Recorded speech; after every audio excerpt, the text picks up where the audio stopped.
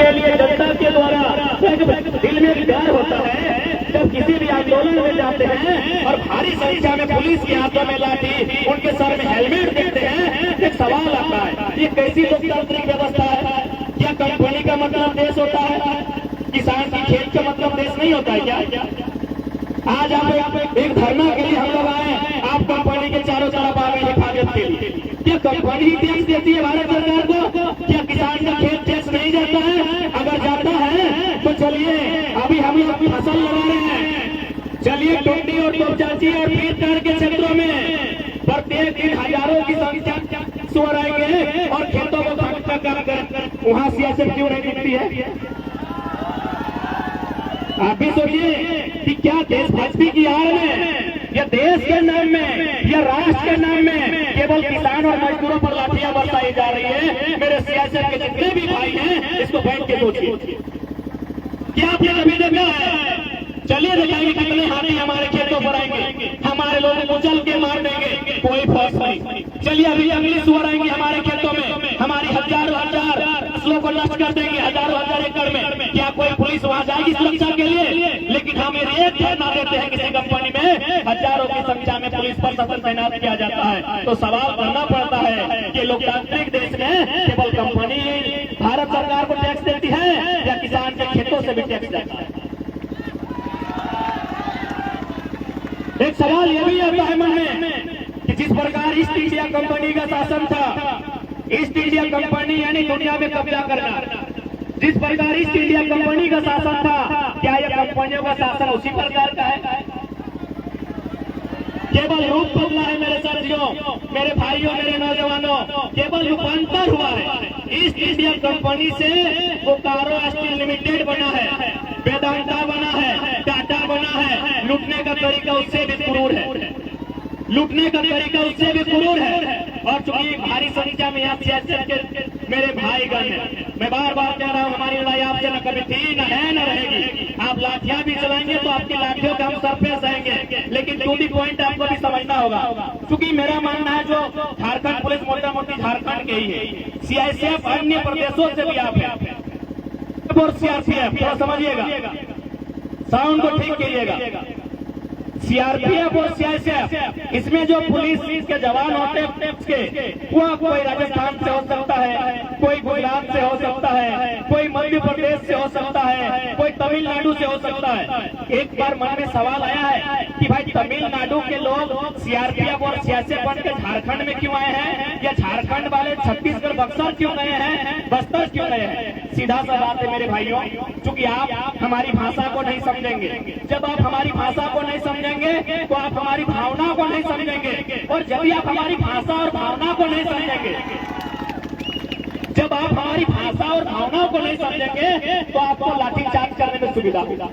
इसका कोई दूसरा लॉजिक नहीं है। आप पढ़े लिखे हैं, बेशक आप सरकार की नौकरी करते हैं, लेकिन दिमाग आपका है, बैठ के सोच लो कि भाई झारखंड का आदमी छत्तीसगढ़ में क्यों सीआरपीएफ बनने गया है? क्योंकि छत्तीसगढ़ के पहाड़ों में सोना है, कहीं खनिज है, और उस पर नजर किसकी है? वेदांता की है, बिरला की है, टाटा की है, मोदी के लाडले बेटा अडानी की है। आप वहां तो डायरेक्ट हो जाएंगे नहीं,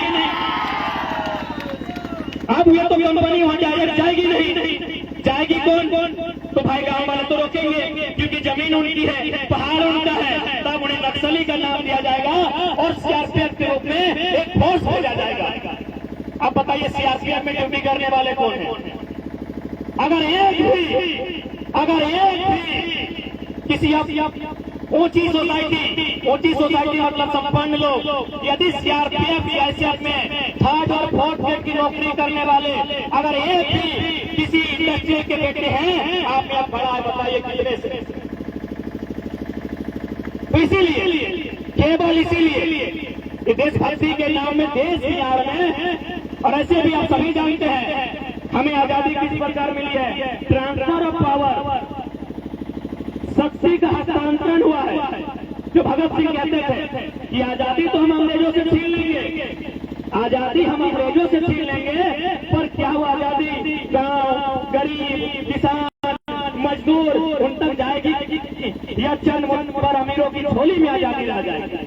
इसलिए आज आप अपरिचित नहीं है जो बातें हम आपको कहने जा रहे हैं। आप आप आए हैं अपनी ड्यूटी के लिए, आप अपनी ड्यूटी कीजिए, लेकिन एक बात याद रखिए, ये जो बीएसएल है ना, यहाँ 84 गाँव को उजाड़ा गया है। आप लोग 84 गाँव समझते हैं, मुझे लगता है आप लोग 84 गाँव शायद ही घूमे होंगे। आप लोग ड्यूटी के लिए 8400 जगह गए होंगे, लेकिन एक जगह गए होंगे, 84 गाँव नहीं घूमे होंगे। सोच सकते हैं जिस बीएसएल की स्थापना हुई है, यहाँ 84 गाँव की जमीन ली गई है। 84 गाँव आप कल्पना करके देखिए, कितने अधिकारी पदाधिकारी और कितने बेईमान कंपनी के मैनेजमेंट हैं। 84 गाँव गिन के देखिए कितना होता है। 84 गाँव के लोगों ने अपनी जमीन दान दिया है। क्या सोच के दिया? 84 गाँव के लोगों ने जमीन दान दिया, आखिर क्या सोच के दिया? यही सोच के दिया कि बीएसएल बहुत नामी कंपनी, इनका काम होगा, प्रोडक्शन होगा, हमें रोजगार मिलेगा। लेकिन आज अप्रेंटिस संघ वाले रहे या फिर अन्य मुद्दों के साथ लड़ाई लड़ने वाले हैं, हमेशा आंदोलन करते दिखे गए हैं। आज यहाँ की डेमोग्राफी बदली जा रही है, और यदि डेमोग्राफी बदली जा रही है, उस डेमोग्राफी में अतिक्रमण करके यहाँ की भाषा और संस्कृति को बदला जा रहा है। इसलिए आज मैं तमाम नौजवानों से, विस्थापितों से, सभी से अपील करना चाहूंगा कि आज हमारी ये लड़ाई है, ये निर्णायक लड़ाई है। और आज भले आप नौकरियां कर रहे हैं, 30,000, 40,000, 50,000 की आपकी तनख्वाह है, और ये लोग नौकरी करना चाहते हैं, लेकिन हमें आज भी लगता है इनकी मांग आज भी नौकरी के रूप में बहुत कम है। मैं थोड़ा सा कड़वी लाइन कह रहा हूँ, ये नौकरी मांग रहे, कुछ नहीं मांग रहे हैं। आज अप्रेंटिस संघ वाले यदि नौकरी मांग रहे हैं तो कुछ नहीं मांग रहे हैं। अरे ये तो बेवकूफ है, इन्हें अपने पूर्वजों की जमीन मांगनी चाहिए। अरे ये तो सिर्फ अपने लिए मांग रहे हैं। बताइए ना, नौकरी क्या यही लोग करेंगे ना? अभी 40 साल हो चुका है, 60 में रिटायरमेंट, ये 20 साल के लिए मांग रहे हैं। ये बेवकूफ लोग हैं, इन्हें अपने पूर्वजों की जमीन मांगनी चाहिए थी जिनमें बीएसएल खड़ा है। और आपकी जानकारी के लिए बता दें, आज से सालों पहले जब हम पढ़ते थे तो दुनिया का सबसे धनी आदमी कौन था? आज से कई साल पहले जाए, दुनिया का number 1 richest person, the richest person of the world, Bill Gates. अभी हम लोग लेटेस्ट नहीं देखे, आप लोग भी भैया लोग सुने होंगे, दुनिया का सबसे धनी आदमी बिल गेट्स था। क्या आज वो धनी है? नहीं है। तो क्या उसकी संपत्ति कहाँ गई? दुनिया का सबसे धनी आदमी बिल गेट्स था, आज नहीं है। उसकी संपत्ति कहाँ गई? आपकी जानकारी के लिए बता दें, बिल गेट्स ने माइक्रोसॉफ्ट का हिस्सा बेचकर 3 लाख एकड़ जमीन खरीदा। 3 लाख एकड़, 3 लाख एकड़ को आप 247 से डिवाइड कीजिए, वर्ग किलोमीटर मिल जाएगा। मुझे लगता है 1.5 जिला के बराबर जमीन खरीदा। ये लोग नौकरी मांग रहे हैं, बेवकूफ है, बेवकूफ हम लोग नौकरी मांग रहे हैं। हम लोग बहुत छोटा सोचते हैं, इसीलिए तो यहाँ बाहर के लोग शासन किए हैं। जमीनें हमारी और शासन करने वाले यूपी, बिहार, महाराष्ट्र के। हम लोग बेवकूफ लोग हैं, इस बात को हम लोग बिगाड़ते हैं। हम लोग 20 साल के लिए नौकरी मांग रहे हैं, दुनिया के नंबर 1 आदमी बिल गेट्स जमीन खरीद रहा है, और हम 20 साल की नौकरी मांग रहे हैं। जी नहीं, हमारी लड़ाई होगी जमीन बाप। फिलहाल मैं प्रबंधन से कहना चाहूंगा कि जितनी भी आपने वादे किए हैं, चाहे अप्रेंटिस हो, विस्थापित हो, जो 1500 अप्रेंटिस करवाया गया है, उन्हें जितना संभव हो सके, जितना जल्दी संभव हो सके, उन्हें नियुक्ति सुनिश्चित करने का काम करें। नहीं तो फिर हम लोग गैता फावड़ा कुदार लेकर अपनी जमीनों को कब्जा करेंगे। अरे भाई, घुसपैठिया लोग कब्जा करवे किया है, तो हम लोग, हमारी जमीनें हैं, ये जमीनें हमारी हैं। जब जिनका यहाँ 1 बित्ता जमीन नहीं गया है, अरे उतना दूसरा का नाम चाहे गिनाएंगे। बिरंची का क्या बित्ता जमीन गया है असल में? यहाँ जानकार लोग आए हुए हैं। बोकारो के विधायक माननीय बिरंची, अश्लील बिरंची का क्या बित्ता जमीन गया है? कितना जमीन गया है माननीय विधायक का? सोने 600 करोड़ का अस्पताल बनाया है। क्या बित्ता जमीन गया है बिरंची नारायण महोदय का? 1 बित्ता जमीन नहीं गया है। 600 करोड़ का अस्पताल बनाया है। सर हम लोग का 6 एकड़ जमीन गया है, हम लोग को क्या करना चाहिए? इसलिए आज हम लोग एक ऐसी लड़ाई में है जहां हमारा सामना हमारे भाइयों से होगा, क्योंकि प्रबंधन जानती है कि जिंदगी का मतलब क्या होता है। एसी, सेकेंड वाइफ, अच्छा भोजन, प्रबंधन जानती है, इसीलिए लाठी थमा के आपको भेजा है। प्रबंधन को बोलिए अपना बेटा लोग को भेजे गार्ड बना के। अब मान के चलिए अगर भीड़ थोड़ा उग्र हो भी गई और कुछ ऐसी घटना घटती है तो नुकसान किसका होगा? अरे आप पता कीजिए, रिश्ते में यहाँ में तो कोई ना कोई आपका मौसा बेटा, मौसा बेटा, फुफा बेटा लगता है। ये कैपिटलिज्म पूंजीवाद की सबसे गहरी साजिश है। जो कैपिटलिज्म है पूंजीवाद है ना, पैसे वालों की सबसे गहरी साजिश है। इतनी बड़ी गहरी साजिश है कि एक तरफ भाई और दूसरे तरफ सियासी और पुलिस वाले भी भाई। इतनी गहरी साजिश है कि आपकी लाठी हमारा सर। आप पे अगर नहीं समझ रहे हैं तो दुर्भाग्य। अच्छा पुलिस वाले भैया, यह तो आपको जानकारी होगी कि आप जो वर्दी पहने हैं कब का है? 1861 का है। इंडियन पुलिस है। डीएसपी साहब नहीं आए हैं क्या? हाँ डीएसपी साहब, ये जो वर्दी आप पहने हैं खादी रंग की, ये 1861 इंडियन पुलिस एक्ट आपको दिया गया है। क्यों दिया गया है पता है? क्योंकि भारत में उस समय ईस्ट इंडिया कंपनी का शासन था। ईस्ट इंडिया कंपनी माने अंग्रेज, यानी अंग्रेजों को इस बात का डर था कि यदि इस समय भारत के लोग बगावत करेंगे, आंदोलन करेंगे तो हमारी तो संख्या नहीं है इनसे लड़ने की। क्योंकि भारत की जनसंख्या उस समय 30 करोड़ थी जब अंग्रेज यहाँ थे, और अंग्रेजों की संख्या मात्र 1.5 लाख से 3 लाख थी। सोच के देखिए, 3 लाख अंग्रेज और 30 करोड़ इंडियन, कैसे गुलाम बनाया? यही इंडियन पुलिस एक्ट जिसकी आप दुहाई देते हैं माननीय साहब। इंडियन पुलिस एक्ट के तहत कानून बनाया गया और उन्होंने तय किया कि इसके तहत उनको नौकरी दी जाएगी जो इंडियन होंगे। उन्हें आईसीएस की नौकरी नहीं दी जाएगी। आईसीएस मतलब इंडियन सिविल सर्विस। जिस प्रकार अभी आईएएस और आईपीएस है, उस प्रकार जो नेताजी सुभाष चंद्र बोस एग्जाम को पास किए थे, आईसीएस इंडियन सिविल सर्विस, उसमें भारतीयों को मौका नहीं दिया जाएगा। भारतीयों को मौका दिया जाएगा इंडियन पुलिस सर्विस 1861 कानून के तहत। इनके हाथों में लाठी दी जाएगी और इस लाठी को पटकने बोलेंगे इसी के भाई के साथ। और दुर्भाग्य देखिए, अंग्रेजों की चालाकी देखिए, वो लाठी आज भी आपके हाथों में है और आप भी पटक रहे हैं अपने भाइयों के सर पे। पटकिए, जोर जोर से पटकिए, जोर जोर से पटकिए। लेकिन अगर इंसान है, अरे ड्यूटी तो 60 साल बाद रिटायरमेंट हो ही जाएगा। अगर इंसान है तो कभी किसी कोने में इंसानियत से सोचिएगा कि आज हम लोग ठीक और खराब बनाने नहीं आए हैं। आज जहाँ बीएसएल खड़ा है वो हमारे पूर्वजों की जमीन, और जमीन यह कहते हुए लिया गया था कि जब तक बीएसएल जब तक इसकी चिमनी में धुआं रहेगा तब तक विस्थापितों के परिवार में नौकरी रहेगी। इसलिए हम लोग साथी मीडिया लोकतंत्र के चौथे स्तंभ के माध्यम से हम लोग सभी से सहयोग चाहते हैं। हम लोग सभी से सहयोग चाहते हैं कि आप लोग हमारा कोऑपरेट करें, प्रबंधन को विवश होना पड़े और हमारी मांगों को मानना पड़े। इसके लिए हम सभी आप सभी का समर्थन और सहयोग चाहते हैं। हमारी लड़ाई कभी गलत नहीं है। हमने कभी किसी के जाकर अतिक्रमण करने का काम नहीं किया है। हम अपने हक अधिकार को मांगे, और आज जो लड़ाई हम लोग लड़ने आए हैं ये हमारी बिल्कुल अंतिम लड़ाई होगी। क्योंकि इसके बाद अगर हम लोग नहीं लड़ पाए तो शायद कुछ नहीं बचे।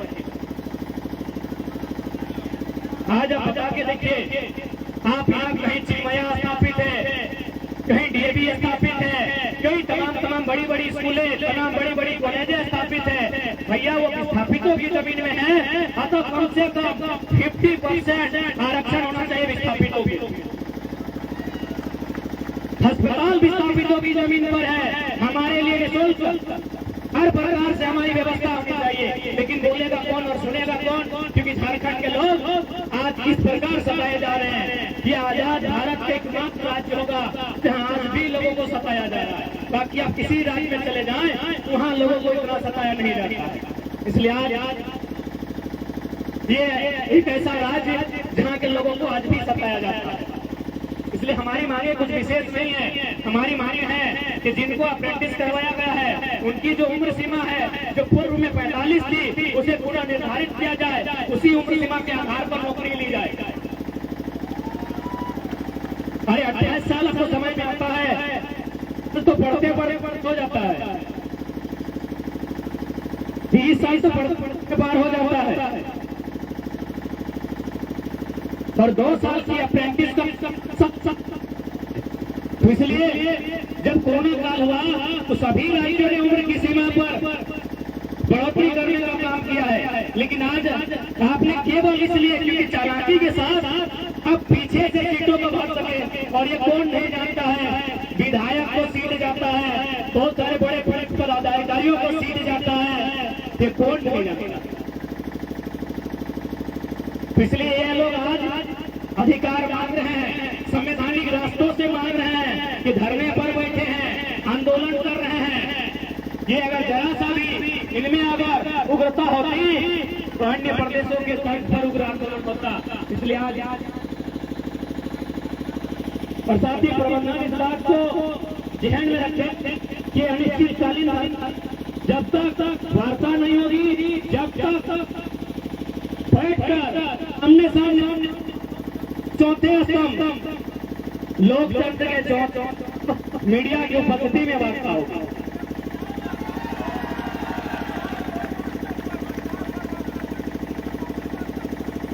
अब जो भी वार्ता होगी पब्लिकली होनी चाहिए, क्योंकि आज सभी जानते हैं आज मोटा मोटी बीएसएल की स्थापना हुए लगभग 50 साल पार हो चुके हैं। इन 50 सालों में 50 बार वार्ता हुई है, नतीजा कुछ नहीं निकला है। इसलिए आज पब्लिकली होनी चाहिए और ऐसी वार्ता होनी चाहिए ताकि फिर दोबारा भविष्य में वार्ता की नौबत नहीं आए।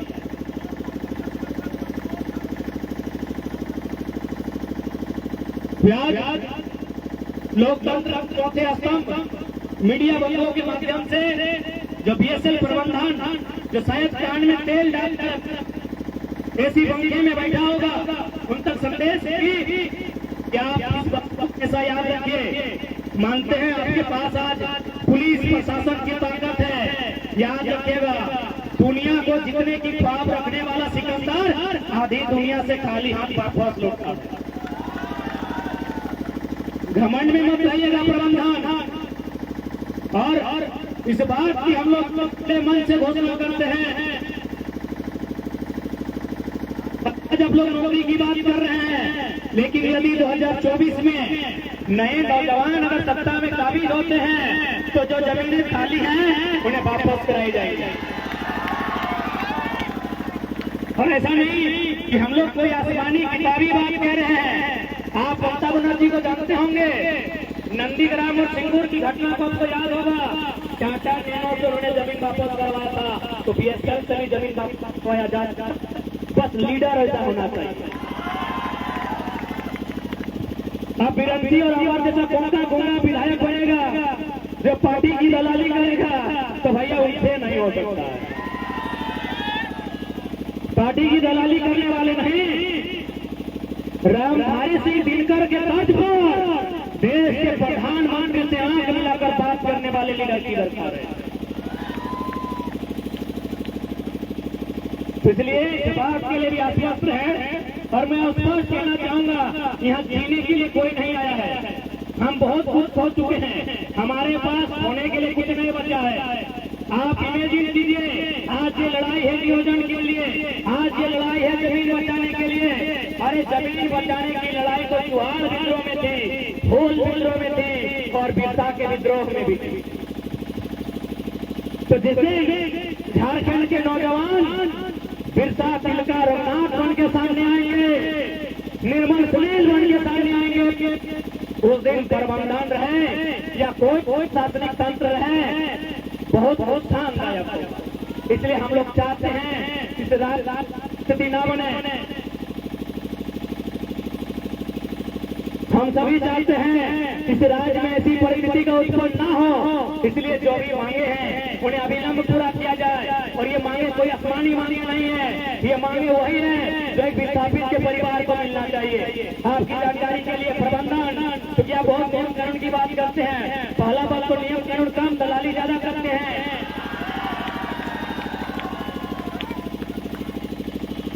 मध्य प्रदेश में NACL नामक परियोजना चलती है, नॉर्दर्न कोल लिमिटेड। महाराष्ट्र में WCL चलती है, वेस्टर्न कोल लिमिटेड। वो क्या करती है, पहले एक आयोग बनाती है, एक टीम का गठन करती है और उस टीम के माध्यम से तमाम गांवों में जाके सर्वे करती है कि किन जमीनों का अधिग्रहण किया जाएगा। फिर वो क्या करती है, उन्हें दूसरे जगह पर जमीन का अलॉटमेंट किया जाता है। और आपको मुझे बताएं, उन राज्यों में कंपनी स्वयं घर बना के देती है। एक ही देश, इसी देश में जब अन्य राज्य की बात आती है तो उनको सरकारी दामाद बना नौकरी हर दिया जाता है, लेकिन जब झारखंड की बात आती है लाठी चलाया जाता है। सामने दृश्य देख सकते हैं।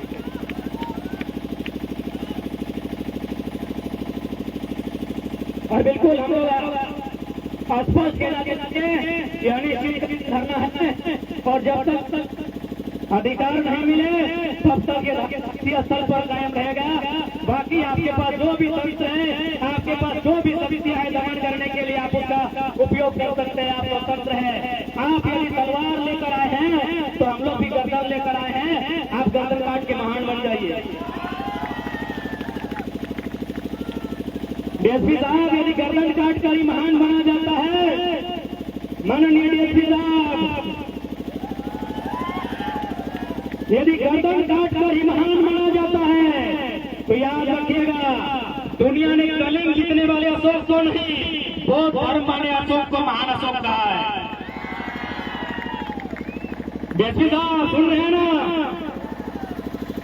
आपकी बंदूकें कुछ देर के लिए जो हम तलवार मारते हैं और हम लोग तो गर्दन लेके आए हैं। तो इसीलिए माननीय डीएसपी महोदय, डीएसपी अथवा एसडीपीओ जो भी है, सीओ लोग गोली थोड़ी चलाएगा। यदि आपको ऐसा लगता है कि यदि आप तलवारों से गर्दन काट के महान बनेंगे तो इतिहास पढ़ लीजिएगा, उस अशोक को महान कहा गया है जिसने बौद्ध धर्म अपनाकर पूरी दुनिया में शांति और अहिंसा और बंधुत्व का पाठ पढ़ाया था। कलिंग में एक लोगों का गला काटने वाले अशोक को महान नहीं कहा गया है। तो भले आज आपके पास शक्ति है, आज भले आप इस जिला में एक पदाधिकारी के रूप में है, याद रखिएगा जब संसार को त्याग कीजिएगा तो आपके बदन में भी कपड़ा नहीं होगा, उसमें बड़ा अफसोस होगा, उसमें बड़ा अफसोस होगा। माननीय डीसी, माननीय एसपी जो भी है, बड़ा अफसोस होगा। इसलिए गरीबों की लड़ाई है, ये गरीब गुरबों की लड़ाई है, ये कमजोरों की लड़ाई है, ये जमीन कुचलों की लड़ाई है, ये शोषित वंचित पीड़ितों की लड़ाई है। आप इस तरह लाठी दिखाकर, चमकाकर, धमकाकर, डराकर इन्हें और घमंड करने का काम नहीं करें। आप बल्कि हो सके तो अपनी शक्तियों का प्रयोग करते हुए, और चूंकि डीसी महोदय, चूंकि यानी झारखंड एक ऐसा प्रदेश है जहां जमीन संबंधित खासकर सीएसडी का निपटारा डीएससी करते हैं, आप प्रबंधन में प्रेशर बनाए। माननीय डीसी महोदय, आप मैनेजमेंट में फोर्स करें कि वो जो अप्रेंटिस के अभ्यर्थी हैं उनसे वार्ता करें और उनके अधिकारों को दें। और यकीन मानिए माननीय डीएसपी, माननीय डीसी महोदय, यदि आप इसकी अगुवाई करेंगे तो सच में जो लोग आईएएस आईपीएस को अपना हीरो मानते हैं, इन्हें भी विश्वास होगा कि सच में आईएएस आईपीएस की पावर होती है। नहीं तो इनको ये लगेगा कि कंपनी के आगे किसी की नहीं चलती। डीसी का भी नहीं मिलता है, बड़ा दुर्भाग्य है, बड़ा दुर्भाग्य है कि आप देश की सर्वोच्च नौकरी को हासिल कर लिया है। भारत देश की सर्वोच्च नौकरी यूनियन पब्लिक सर्विस कमीशन, भारतीय लोक सेवा आयोग की परीक्षा को पास करके आए हैं, और आप एक मैनेजमेंट का सामना नहीं कर पा रहे हैं, एक मैनेजमेंट का सामना नहीं कर पा रहे हैं। ये बड़ा दुर्भाग्य का विषय है। इसलिए आज चाहे डीसी महोदय हैं, एसपी महोदय हैं, या जितने भी प्रशासन के पदाधिकारी यहाँ आए हैं, आपसे हमारा विनम्र प्रार्थना होगा कि आप अपनी शक्तियों का दुरुपयोग हमारे खिलाफ नहीं, अपितु उसका सदुपयोग कंपनी को फॉर्म करने की वार्ता करें और जो बातें कही गए होते और मीडिया के सामने, क्योंकि हम सभी जानते हैं। अच्छा, डीएसपी आवाज सुना है कि नहीं करिए? समय ठीक है ना? सुना है?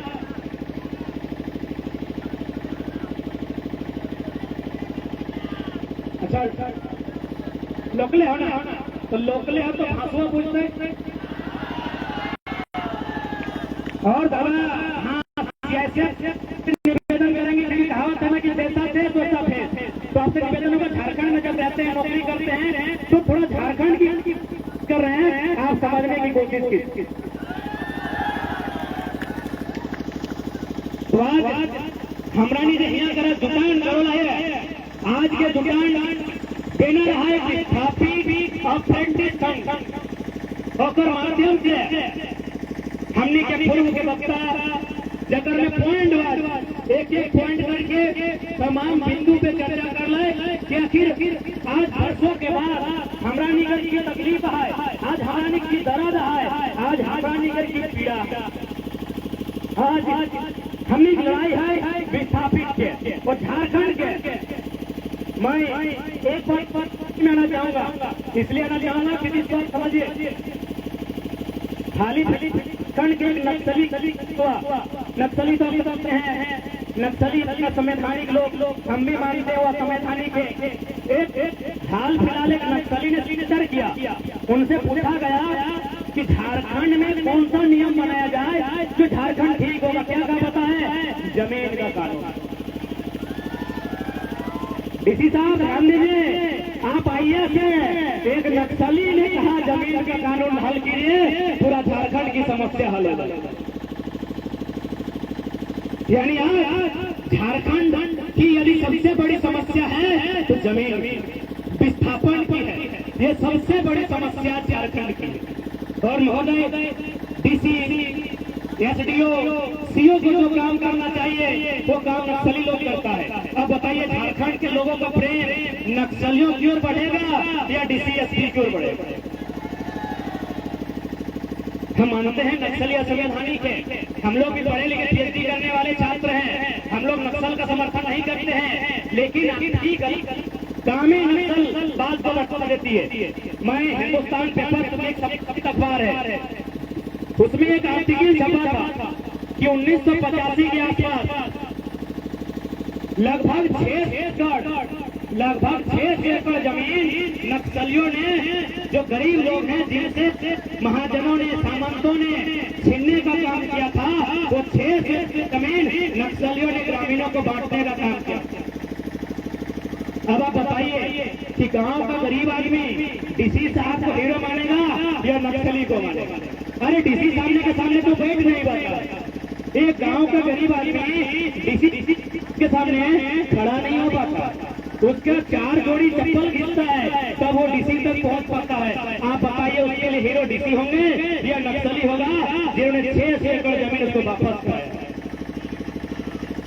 ये हम फिल्मी कहानी नहीं बोल रहे हैं, ये सम्मानित प्रेस हिंदुस्तान में छपा था, सम्मानित प्रेस हिंदुस्तान में छपा था कि जो काम प्रशासन को करना था, जो काम सरकार को करना था, वो काम नक्सलियों ने किया। इसलिए माननीय डीसी महोदय बोकारो में, क्योंकि ये कानून भी है, ये हाईकोर्ट का माननीय उच्च न्यायालय का आदेश है, यदि किसी कंपनी ने कोई कारखाना के नाम से जमीन लिया है और यदि इस जमीन पर कोई कारखाना स्थापित नहीं हुआ है, 5 साल इंतजार कीजिए, 6ठे साल विधानसभा का कर्तव्य बनता है और विधानसभा डीसी को शक्ति दे जो जमीन चिन्हित करे और रैयतों को वापस करे। ये कानून है, ये कानून है। और हम स्पष्ट कहेंगे, सुन लीजिए, आप विस्थापितों की जमीन क्रिकेट स्टेडियम के लिए, अपार्टमेंट के लिए नहीं दी गई। हमें क्रिकेट के स्टेडियम नहीं चाहिए, क्रिकेट के स्टेडियम में एक धोनी होगा, हम आदर करते हैं धोनी साहब का, लेकिन हमें एक धोनी नहीं, 84 गांव के 180,000 लोगों के मुंह में निवाला चाहिए। हमें एक धोनी नहीं चाहिए, हमें दुनिया में छोटी छोटी और बड़ी टीम हाँकना नहीं है। धोनी के शब्दों से किसान का पेट नहीं भरता है। हमें 84 गांवों के लोगों पर चेहरे पर मुस्कान चाहिए। इसीलिए हमें क्रिकेट का स्टेडियम नहीं, वहां हमें अपने खेत चाहिए, वहां हमें अपने खेत चाहिए।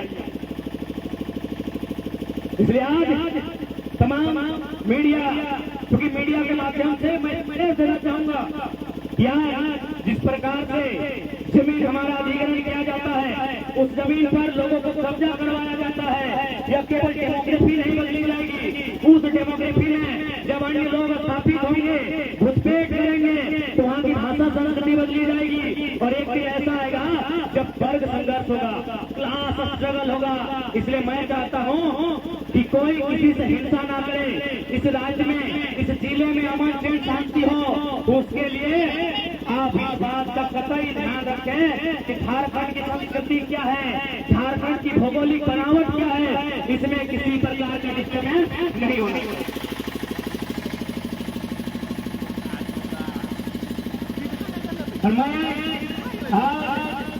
अप्रेंटिस विस्थापित संघ की ओर से तमाम नौजवानों को यह बात कहना चाहूंगा कि जो निर्णय हमारा नहीं 2024 में, उसे हमारे गांव में कदम रखने का स्थान नहीं मिला। अप्रेंटिस की भीड़ में से और हम सब दूसरे नेताओं की दलाली करेंगे, क्या हम लोग केवल भीड़ बनने के लिए पैदा हुए क्या? नहीं ना। तो अगला विधायक इस अप्रेंटिस और विस्थापित की भीड़ से तय होना चाहिए। इस भीड़ से, क्योंकि हम मानते हैं कि आज देश एक लोकतांत्रिक व्यवस्था से चलता है, और लोकतांत्रिक व्यवस्था यानी आपको विधायिका में जाकर इस बात को रखना होगा, हाउस में जाकर इस बात को रखना होगा, हाउस की अपनी गरिमा होती है। हम लोग आज स्टार्टिंग के ऊपर बात कर रहे हैं, इन्हीं बातों पर हाउस में रखा जाएगा, इससे टुकड़ा काम करेगा। इसलिए हमें हाउस में भी हमारे रिप्रेजेंटेटिव भेजने चाहिए जो हमारे मुद्दों को बहुत बेहतर ढंग से रख सके। इसलिए इस बात का बिल्कुल भी, और मैं स्पष्ट कहना चाहूंगा कि आज हमें किसी भी प्रकार का डर नहीं होना चाहिए। वैसे भी हमारी आयु आधी हो चुकी है, किस बात का डर? अरे आज करने से भी बेरोजगारी एक नए दिन मार देगी, बीमारी एक दिन मार देगी, विस्थापन एक दिन मार देगी। अरे मरना है तो पर अधिकार के मरिए। और यदि हमें भारत के लोकतांत्रिक व्यवस्था में हम सम्मान करते हैं, भारत की लोकतांत्रिक व्यवस्था का हम सम्मान करते हैं, भारत के चारों स्तंभों का, यदि उनमें सामर्थ्य नहीं होगा, यदि उनमें शक्ति नहीं होगी हमें हमारा अधिकार देने की, अधिकार सुनिश्चित करने की, तो याद रखिएगा जमीन बचाने के लिए लोगों ने हथियार उठाया है। हम लोग अपनी जमीन वापस करने के लिए हथियार उठाएंगे, और उस समय सामने कोई भी आएगा, कोई को गिनती की जाएगी। और ऐसा नहीं है, ऐसा थोड़ी है, इन कंपनी वालों ने लोगों को नहीं मारा है। अरे तो मेंबर ऑफ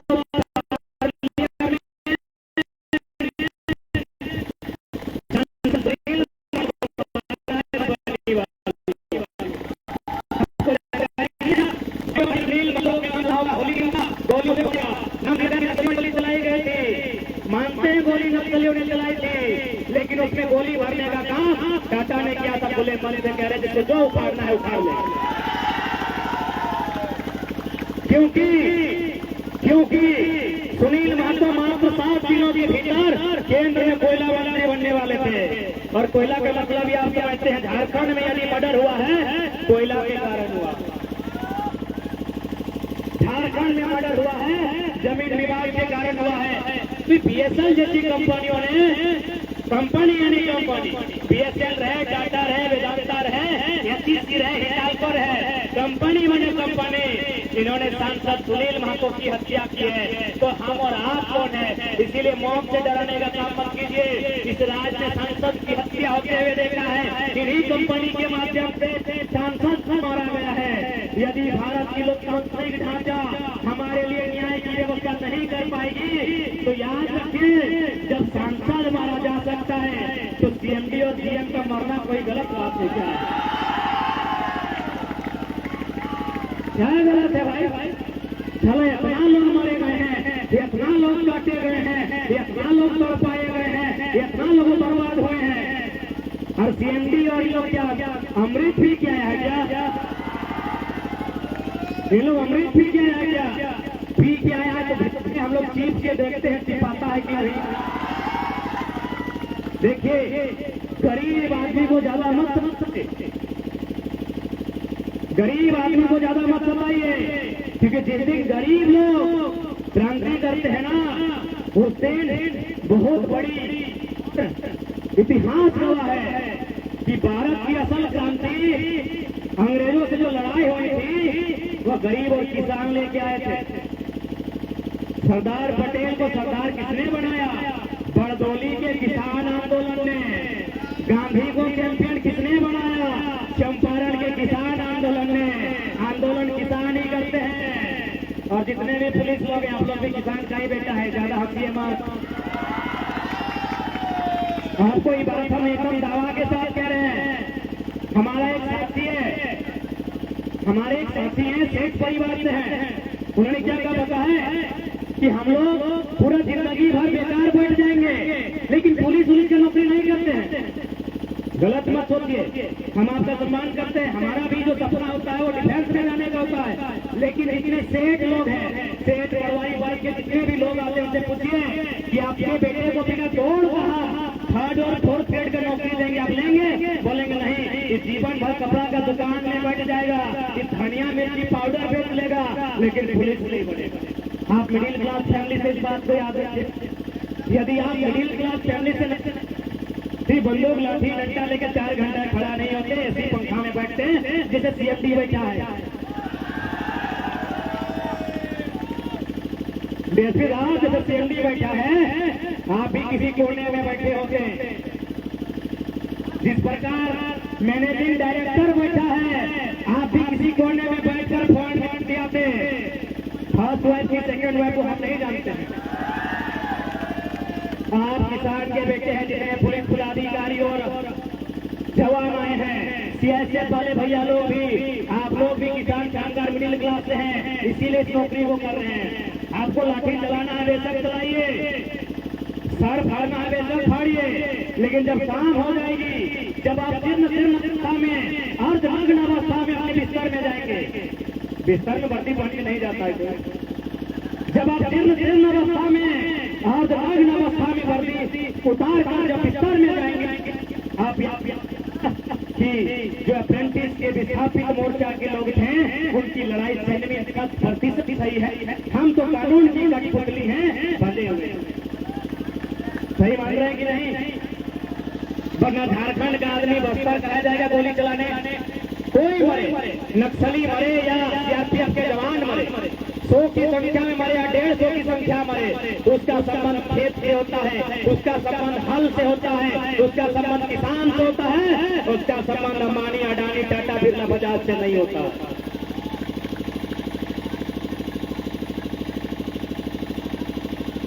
और इसीलिए कैसे central industry security force, industrial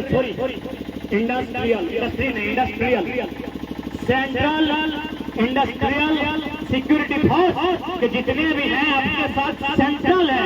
central यानी केंद्र यानी भारत माता की जय। आप बीएसएल की जय नहीं बोली, आपसे निवेदन है, आपकी दिल की धड़कन भारत माता की जय। जय किसान, वंदे मातरम का उद्घोष हो रहे, बीएसएल और सीएमडी की जय मत की बड़ा तकलीफ हो। सीएसएफ के जितने जवान हैं, आप हमसे आयु में बड़े हैं, हमारे भाई समान है, पिलाई हमारी आपके नहीं है। आपकी जुबान, आपके कंठ यदि भारत माता घोषणा करे तो अच्छा लगता है, बीएसएल की घोषणा ना करे, बीएसएल की जयकारा ना करे, अच्छा नहीं लगता। आपसे निवेदन होगा। और आप भी जितने भी झारखंड पुलिस आए हैं, इंक्लूडिंग डीएसपी महोदय, जितने भी झारखंड के पुलिस आए हैं जिनके हाथों में अरे ये लाठी तो परासा पहाड़े का आप कंपनी का सपोर्ट करते हैं, कंपनी परासा पहाड़ को खाली कर देगी। बताइए लाठी कहां से लेके आएंगे? झारखंड पुलिस के तमाम नौजवानों, मेरे भाइयों, ये कंपनी स्टील मनी लोहा है ना, ये स्टील बनाती है। ईमानदारी से बोलिए, आपकी हाथों में जो डंडा है वो स्टील का है नहीं। ये कंपनी आपको डंडा नहीं देती है। मेरे जितने भी झारखंड के पुलिसकर्मी हैं, डीएसपी साहब इंक्लूडिंग, आपको बोकारो स्टील लिमिटेड यह स्टील का डंडा नहीं देती है। आपको जो डंडा मिलता है ये झुमरा और पारासात के पहाड़ से आता है। मजाक लग रहा है? चलिए गाड़ी में बैठिए, आपको चिनी रोड घुमाएंगे, सिंगड़ी, मधुपुर, गलागी को सब डंडा मिलेगा। जीटी रोड देखे है ना? मित्र साहब जीटी रोड देखे है ना? तो जीटी रोड का दोनों तरफ डंडा बेचा जाता है। ये डंडा तो वही है, पारासात का है। बताइए, तो हमारी लड़ाई पारासात बचाने की है।